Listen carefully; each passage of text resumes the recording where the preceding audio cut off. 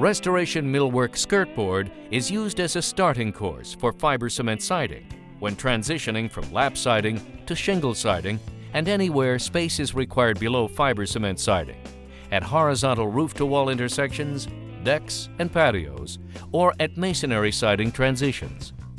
When measuring for skirtboard, allow 1/4 inch per 18 feet of product for expansion and contraction, leaving 1/8 inch at each end. Cut Restoration Millwork Skirtboard with a conventional carbide-tipped woodworking blade.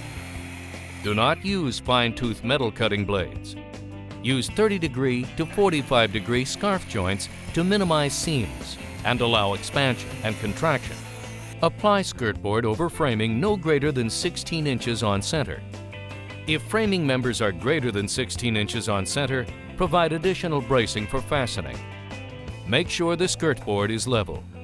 Fasteners must penetrate a minimum of 1 1/2 inches through a flat, solid board substrate into a framing member.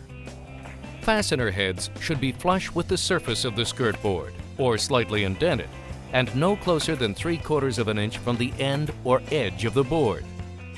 Use 2 fasteners per framing member for 6-inch skirtboard, and 3 fasteners per framing member for 8-inch skirtboard.